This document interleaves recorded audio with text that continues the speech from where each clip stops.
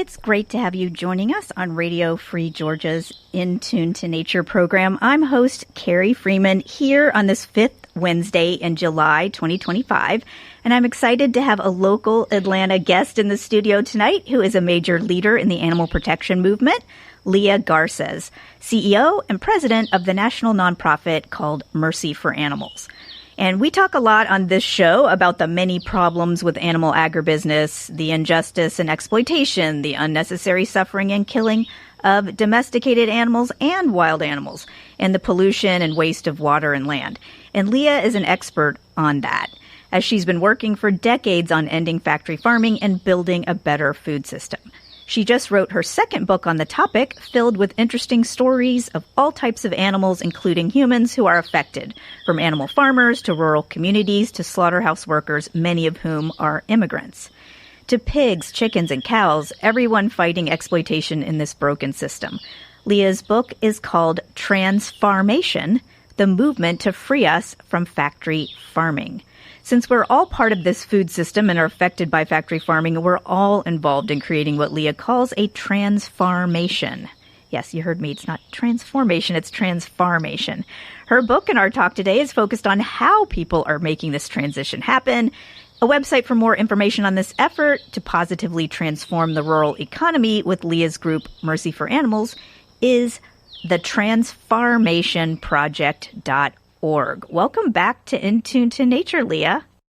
Thanks, Carrie. I'm so glad to be here. Well, so listeners can get to know you better. Can you tell us a bit about your own journey into making the food movement your life's work? Yeah, well, like many folks, I started off loving animals as a kid. And for me, that journey started off in the swamps of Florida. I grew up in an area that in my backyard was a canal and a state park, and there were ducks. And these ducks would these mother ducks would come into my mother's prized flower beds and lay her eggs in a nest under these flowers. And my brother, sister, and I would sit inside the screen porch and have like a front row seat to their lives unfolding. And we'd watch them hatch. We'd watch the first time they'd go out into the canal. And for me, I grew up with this very strong sense that these were animals that were just like us, that they had joy and they had drama and they had families and they had sorrow. And so I became quite shocked when at about 15, I watched a documentary, something like Meet Your Meat. And it was on PBS late night. And I did not even realize I was so shocked to learn about factory farming and that I was part of it. So I grew up wanting to do something about that. I thought I had to be a vet to do that. But at the end of my zoology degree, my mentor said, you don't want to be a vet. Fix animals when they're broken already. You want to get to the root of the problem. So I kind of went out in search of the root of the problem. I went to England. I got a master's degree there. And there I discovered there was a whole world of animal activists, a professional world, many organizations that have been working for decades to end factory farming, to protect animals. And I found my home. That's awesome. Didn't look back, started working in animal protection right out of school. And that's what I've been doing. Yeah. And you worked in compassion world farming for a long time, right? That was my first job out of college. After my master's degree, I worked at Compassion World Farming, looking to end factory farming. And I was 22 then, and I'm 47 now. So 25 years later, I'm basically doing the same job. Yeah, well, thank you for doing that. I like how you titled your book TransFARMation, the movement to free us from factory farming. And on the cover of the book, the words free us are really jumping out because they're really large. Tell us about your emphasis on factory farming as something that we all should seek freedom from, not just like the cows and the chickens and the pigs seeking freedom, but all of us. Like, why'd you pick the word freedom? Yes, that's such a great question, Carrie. We're based here in Atlanta, and this is the home of Martin Luther King.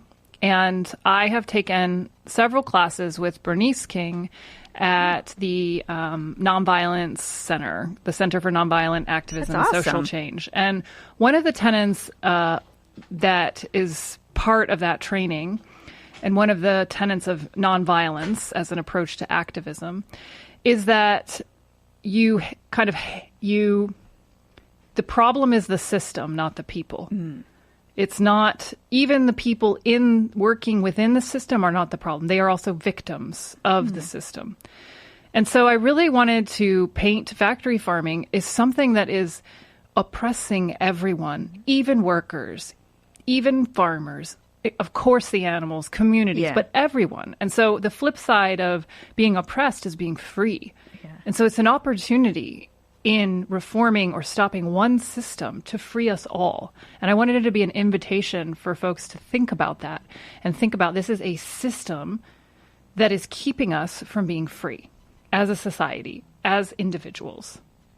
Yeah, I really like that because I think some people think, oh, that's just the animal rights movement, or maybe there's the health issues. Just anyway, we kind of look at it piecemeal and don't see it as political, or maybe everyone doesn't see how a better world is possible. And so long as we're stuck in this like mass exploitation of other animals, that it's holding all of us back. And it's also keeping so much of the land that could be used for wildlife and so many other things, or growing maybe more affordable produce and different things. Like another world is possible. And so, but if we just have a different system. So I really like how you framed it just as a movement to free us from factory farming.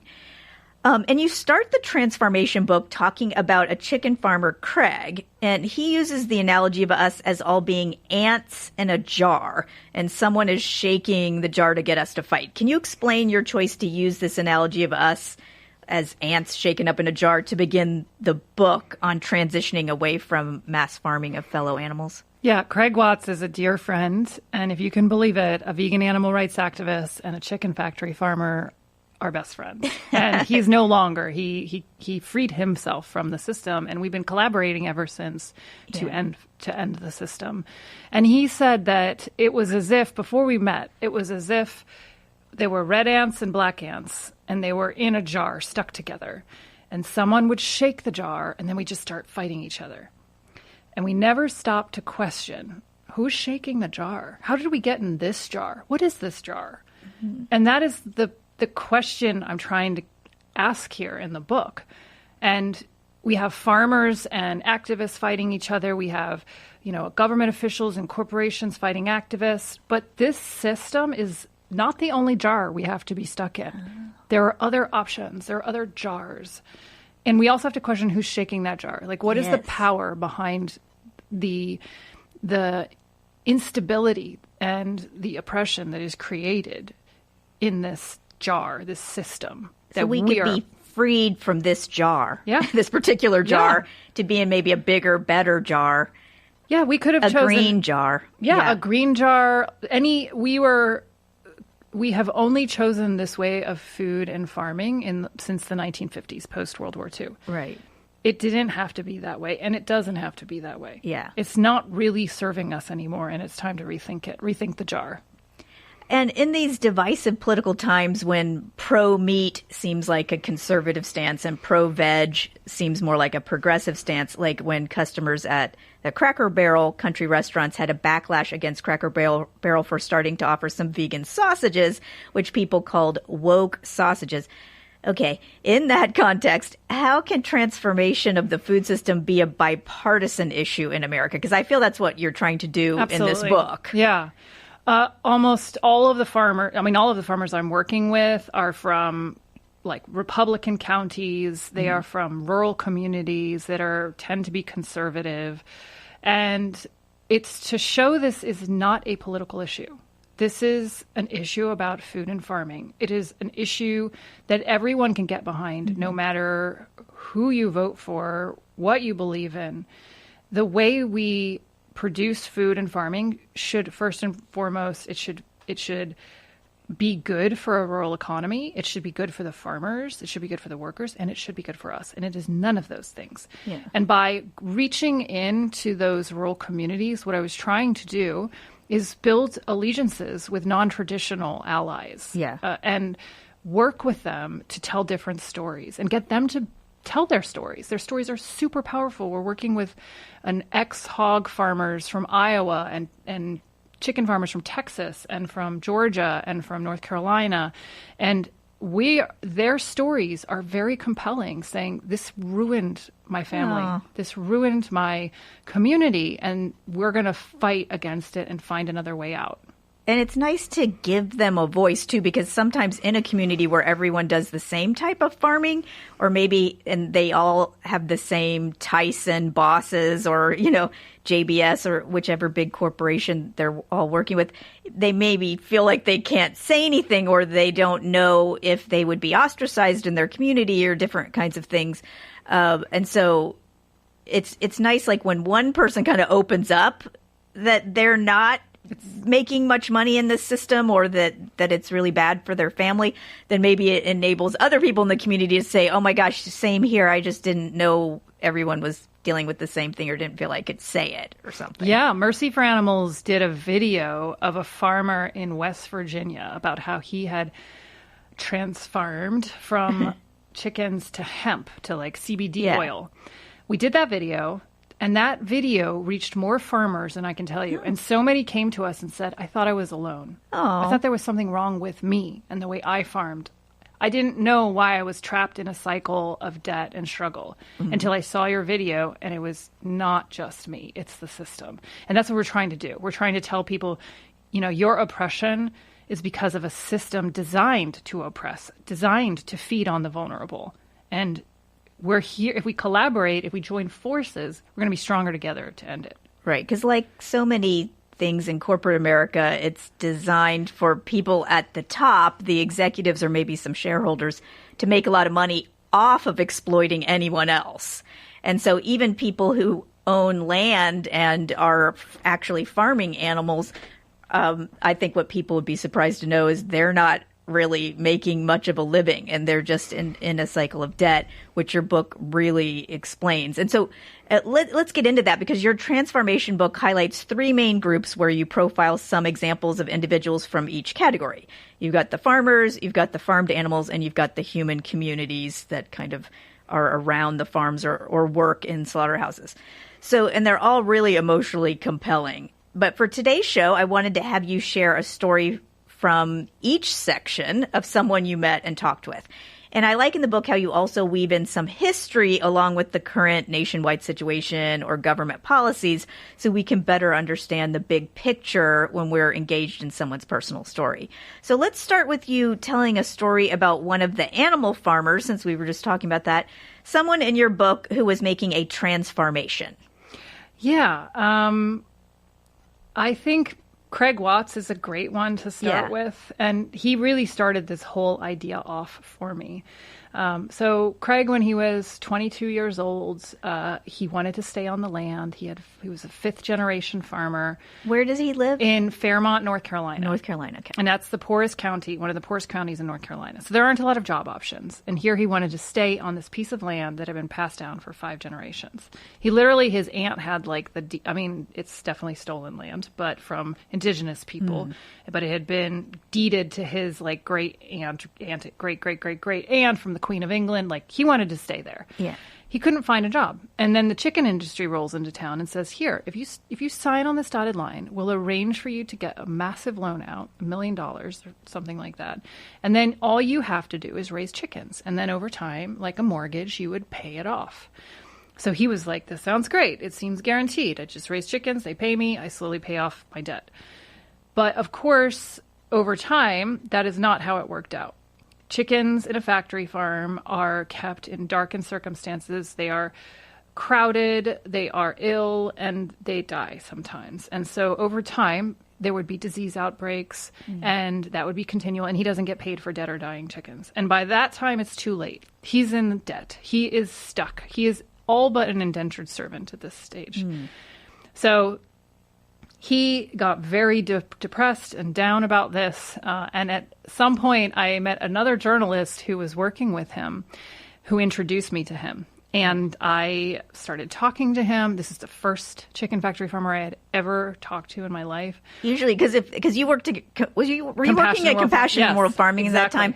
And that's an animal protection organization. Yeah. So sometimes there's that tension, you want people to be vegetarian, so I don't want to talk to you, or I don't want you on my property because you're just going to show pictures of how terrible it is. Yeah, and truly, that was my plan. Right. My 'Cause it is terrible. Like, my plan was to get in there, get footage, and get out there and expose it. Like, that was what I was going to do. But then when I got there, I sat in his living room. We started talking. He has 3 kids. I have 3 kids. Like, they're around the same age. And I'm like, he's a human with struggle and debt. And I don't know if I would have made a different choice. And it totally reshaped how I thought about the people that are doing this work. We started working together. He was very upset about this similar commercial I had also seen from Purdue calling this humanely raised, because he said, this is not humanely raised. And he let me film openly in his farm. And we ended up doing this film together, exposing it, and going out big. It was in the New York Times with Nicholas Kristof. It was everywhere. Yeah. And this began my journey with him. If you fast forward a decade later, we were in that same barn that we filmed in.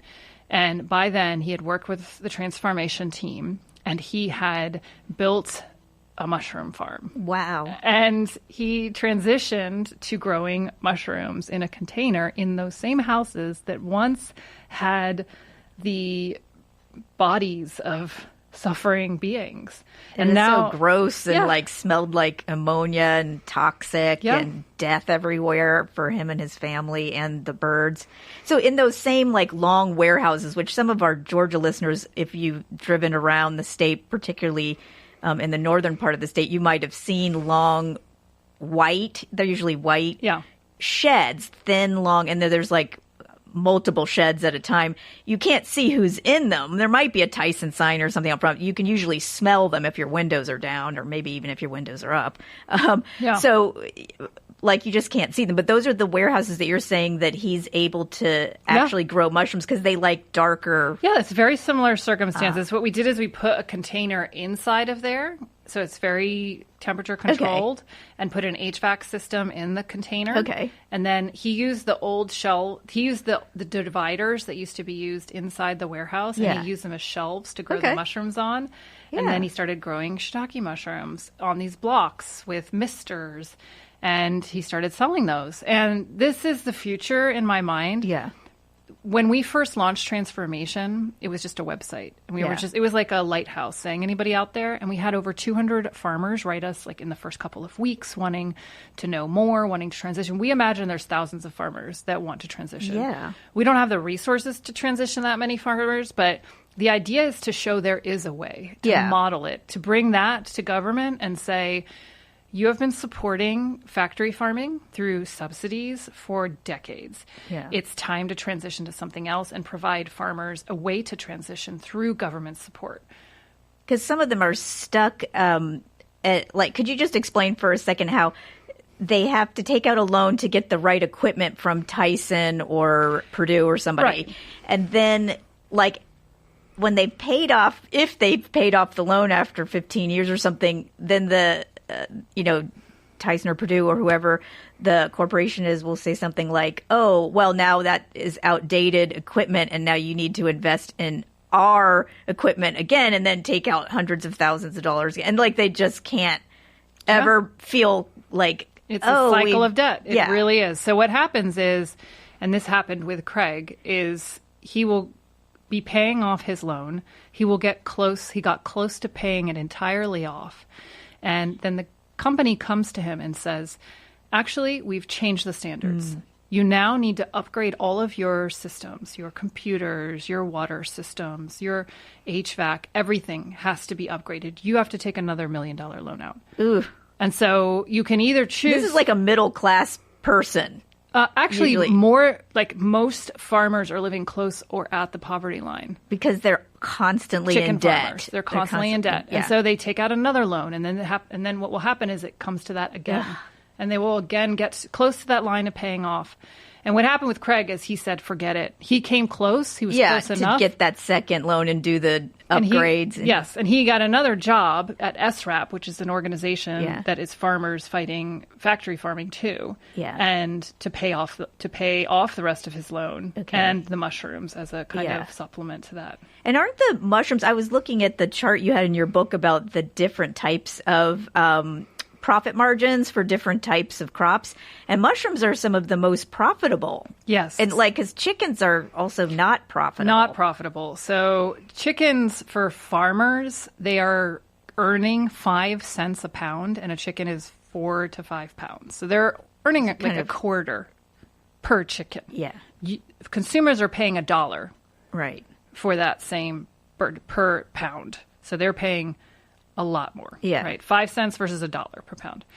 And the farmer is making nothing. Like they are very barely paying off their debt. Like, as I said, the majority of chicken factory farmers are living. They can't go on vacation with their families or anything. They can never stop. They can never stop. Because they've got to constantly tend to so many birds. Farmers never go on vacation. They never leave. You can't predict precisely when the company will restock your birds. So you have to always be on call. And in between they call it depopulation which is taking the animals to slaughter, to be killed. They have to do things like clean out the barns and get the equipment ready and things like that. So it's a non-stop job. And it's not like a 9 to 5.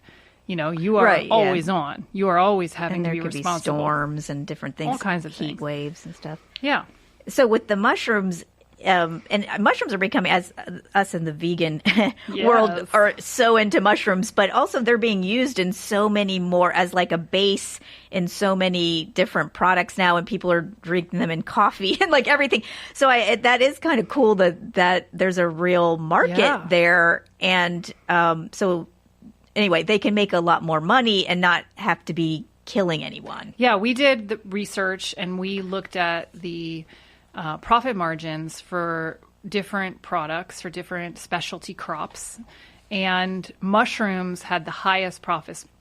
Specialty mushrooms had the highest profit margin for specialty crops, followed by microgreens. And then there was a bunch of other things like tomatoes and flowers. And what didn't end up panning out is hemp. Hemp is not a great profit margin, but we did that experiment. We found that out. Okay. But mushrooms, we have a farmer in Iowa his family used to be pig farmers, and now he's doing like tinctures. He does it in coffee. You can buy it online. Like, it's amazing.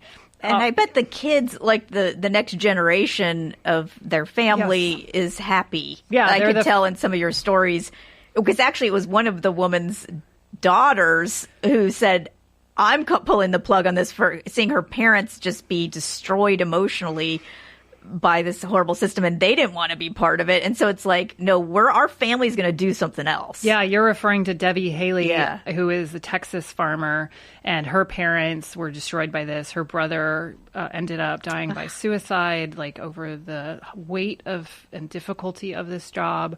And she's a vegetarian. She's a dog rescuer. Yeah. Like, she's like, we're not doing this anymore. Yeah, and she used some of her land to do animal rescue. Yes. Because sometimes that happens too with the TransFARMation, will be that someone will switch over.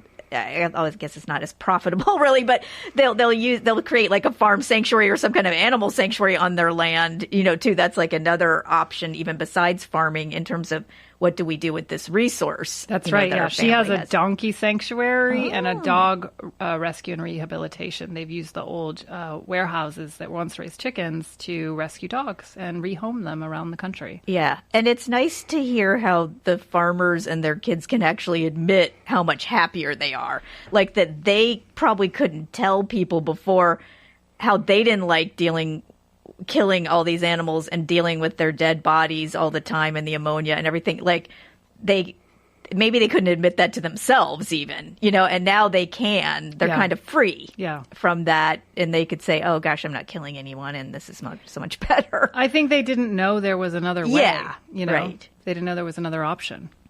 Yeah. If you're just joining us on Radio Free Georgia, this is In Tune to Nature, and I'm host Carrie Freeman, talking in our studio in Little Five Points with local food activist Leah Garces.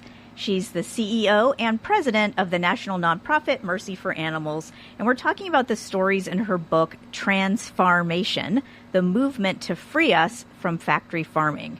Her book is focused on how people are making the transition happen to create the sustainable and just food system we deserve. A website for more on this effort is the TransFARMation Project. And so instead of transformation, it's got the word farm in the middle of it, the TransFARMation Project.org. Okay, Leah, you profile in your book a rescued hen, a rescued pig, and a rescued cow in the TransFARMation book. Can you tell us about one of those individuals and what they have to tell us about the need to free everyone from animal farming? Yeah, I'd love to. I think I'll tell you about Felix the pig. So Felix, well, let me start by saying it was the year that Hurricane Florence came to North Carolina. Ugh. Yeah. And if you remember the visuals, do you remember the visuals around that? Yes, because all the pigs ended up, either they didn't drown, a lot of them did, but they were all either swimming or dead bodies all over the place in the flood. Right. And then I imagine the lagoons, too. Yes.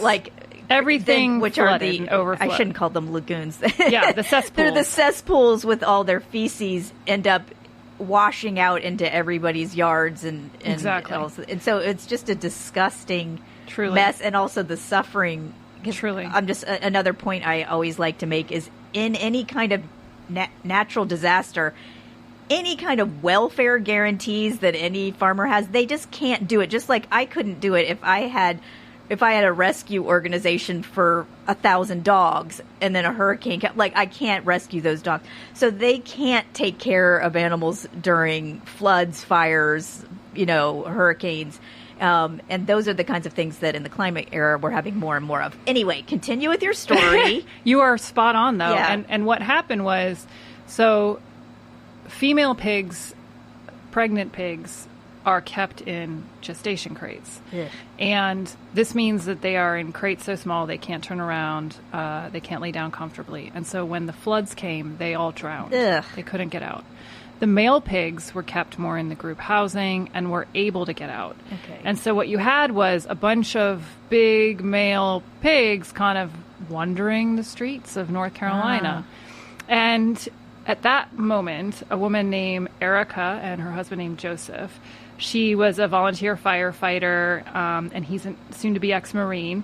They thought, we're going to go out into the community and see what we can do. They expected it would be elderly people, dogs, cats, but instead they started getting calls about these pigs. Oh. And she called them the Hurricane Boys. And they impromptu created a farm sanctuary called Sisu Refuge, which I highly recommend if you are looking for entertainment and finding out more. It's such a fun. What city is it in North Carolina? It's in eastern North Carolina, yes. not western, not in the mountains. It's in Duplin County, which is the heart of factory farming. Right. It's every direction you go are pig factory farms. So it's very brave of them to make a choice there. And after they settled in the Hurricane Boys, and I think there were 44 of them, then they started to get calls about other pigs. And one day they got a call about a pig named Felix. And Felix was what is known as a truck jumper. Ew. So he was a runt, and he slipped through the truck on the way from being taken from his mother that morning to going to what's more or less the fattening farm, where he would grow to a certain size and then be sent to slaughter. And he was like, nope, I'm going to try to find my mama. But he jumped off the truck, made a run for it, and didn't know which way to go. So he ended up getting, so Joseph and Erica got a call.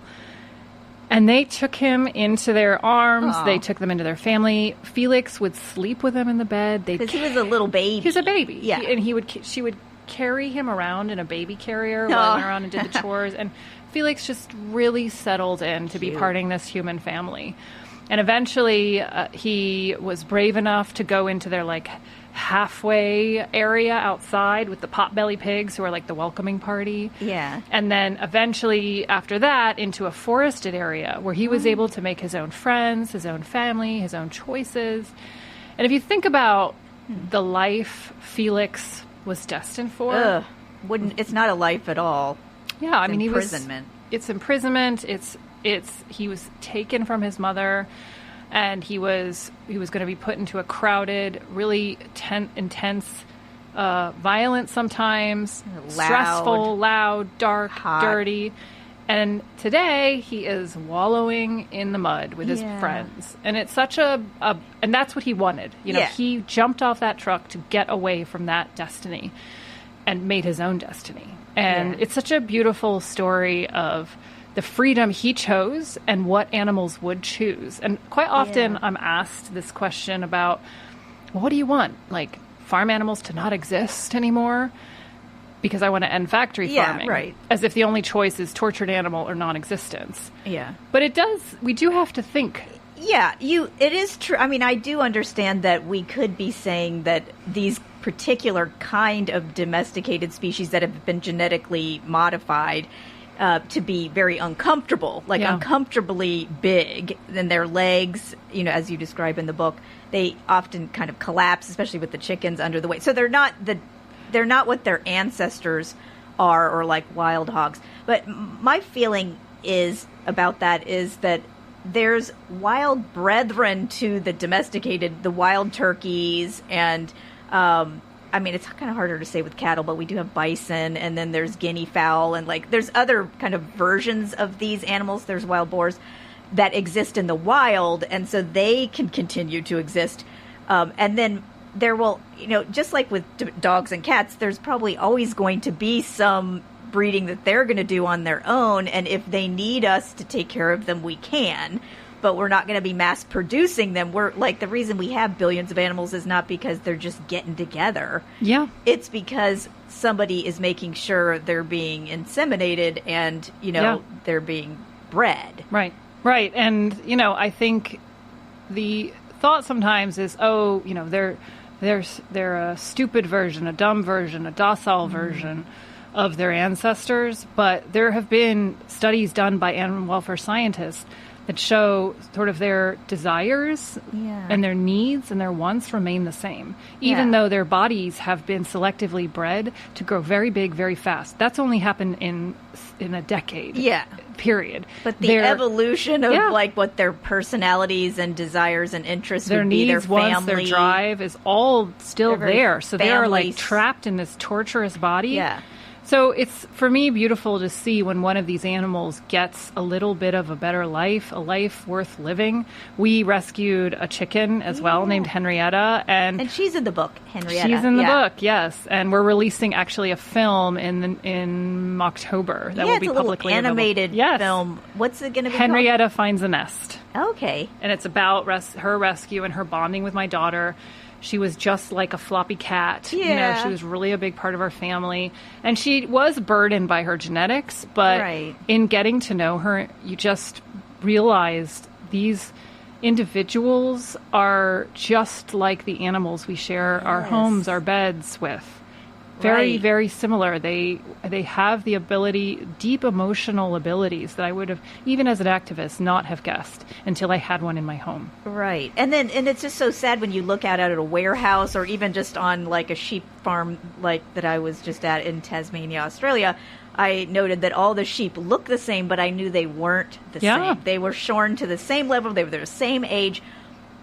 And, maybe they're making the same sounds, but it's like they each were an individual. And if I got to know a couple of them, they probably would have different personalities. And those are the things that I love to hear these stories like in your book. And if anyone gets a chance to go to any of the farmed animal sanctuaries around the nation, and we have some here in Georgia, it's great to just let your kids know that, these are individuals who they don't want to be put in the oven. They have personalities, needs, wants. They are, I think, also want to emphasize what are we as humans missing out on by not connecting with them.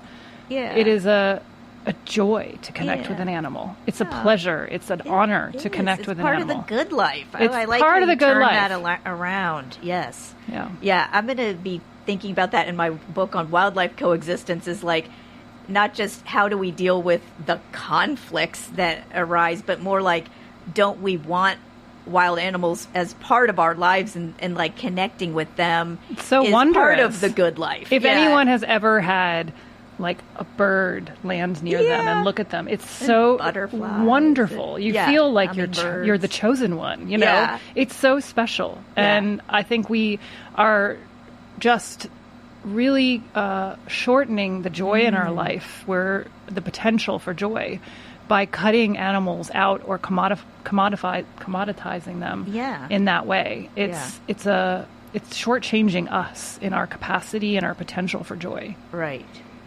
Well, Leah, your last section of the book profiles communities who are negatively impacted by factory farm, especially highlighting environmental racism issues like with people of color whose neighborhoods are being poisoned by factory farms, and the slaughterhouse workers who are easily exploited immigrants with almost no rights to a living wage and safe working conditions.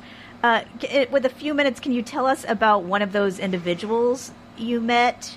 Yeah, I went to Iowa and met women from Central and South America. I speak Spanish and interviewed them in Spanish. They're working in a Smithfield slaughterhouse for pigs. And one of the women I met was named, this is not her real name. Her name was, we call her Marisol in the book. Okay. And she had come from El Salvador. She had left a very violent and dangerous circumstance and came here for a better life without authorization. She was snuck here by what's known as a smuggler, like a coyote.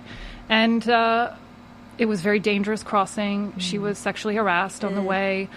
She finally landed a job in the slaughterhouse, but in what's known, it's the cleaning station at night. It's the lavada, which is the section where they clean all the equipment overnight. It's filled with blood and guts. Blood, and stuff. guts. Gross. She has to clean it with Feces. toxic chemicals, very heavy, hot hoses. And it was torturous for her, absolutely torturous.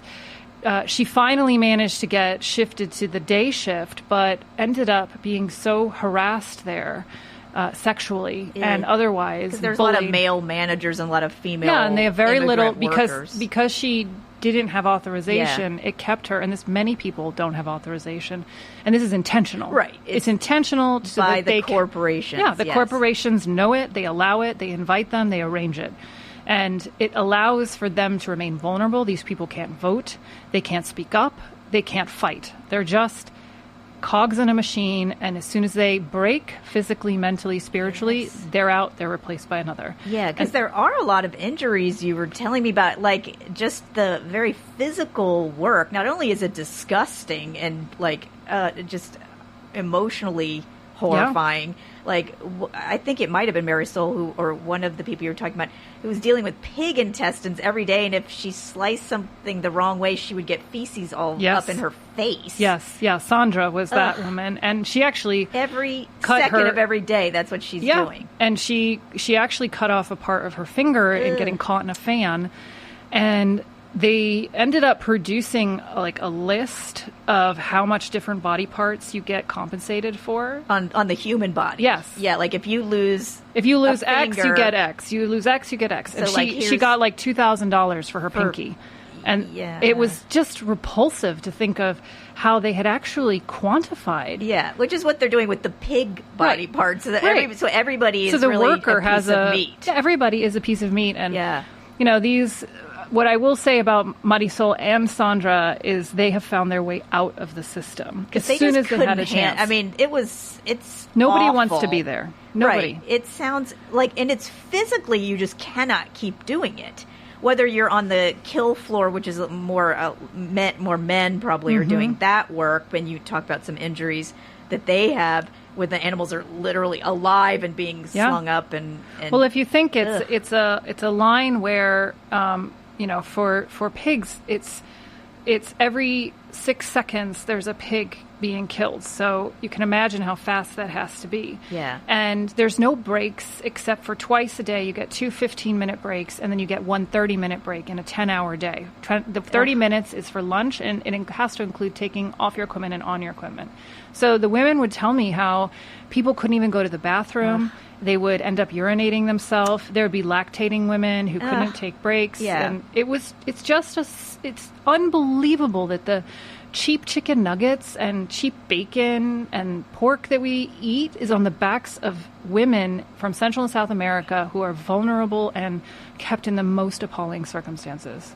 Yeah. And we don't have like a ton of time to go into all the details, but could you just summarize in your book? I was interested to know, like, why are the slaughterhouse workers mostly immigrants now? And it didn't used to be that way. Right. And so it's purposely done because they're so vulnerable there, and that makes them so exploitable. Yes.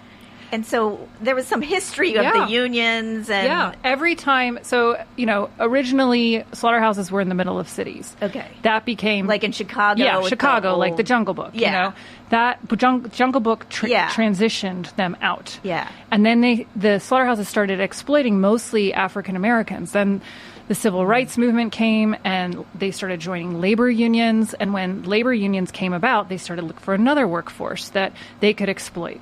And they ended up, there's a story done by an incredible anthropologist who found that they were standing in the corner of Miami, like Cuban shops, and saying, hey, do you want to earn this much?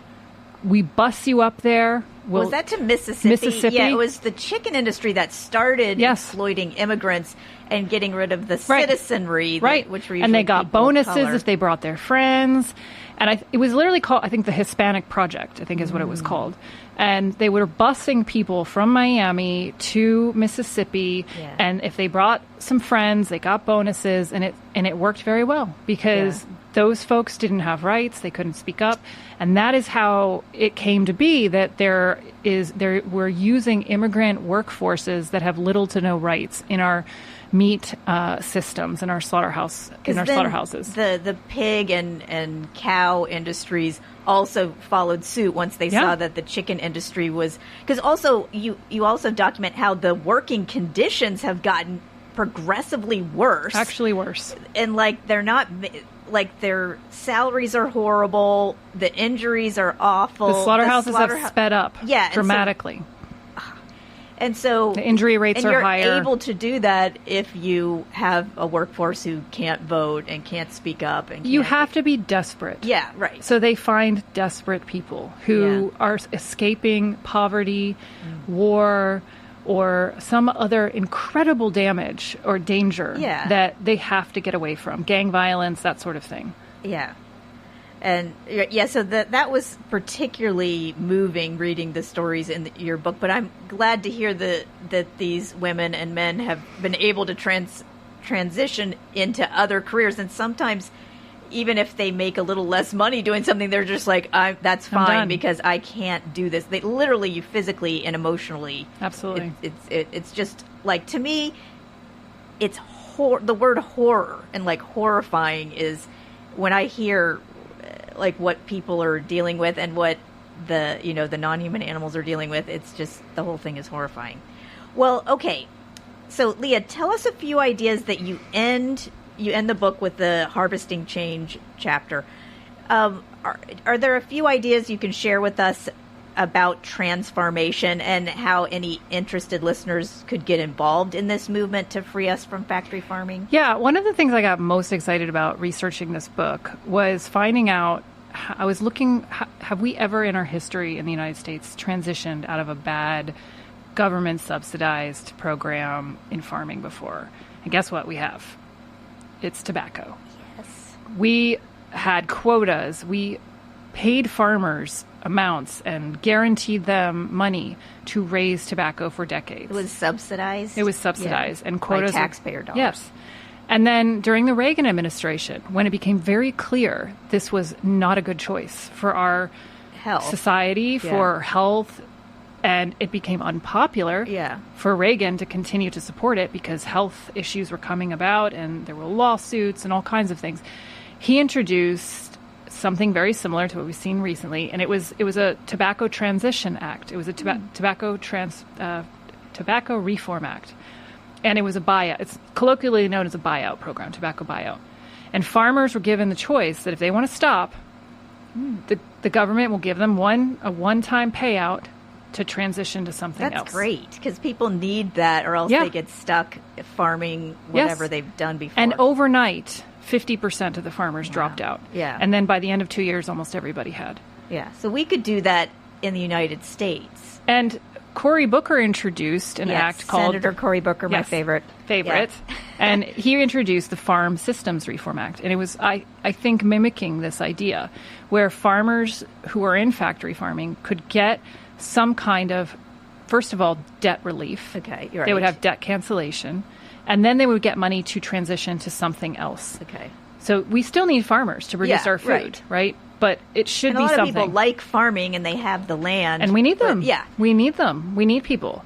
But we just need healthy food. Yes. So produce. Something like the Farm Systems Reform Act that Cory Booker introduced, which bans factory farming, and it allows for debt relief for farmers who are in factory farming and gives them a subsidy to transition. It's minimal amount of money that he was suggesting in comparison to what we do currently for the military or for even for our current subsidies or oil or gas, things like that. It's small. Because also, like you mentioned, we're subsidizing the farmed animal, the meat industry and the dairy industry now as it is. And that's why it is artificially low prices. Yeah. And that's I think, for me, the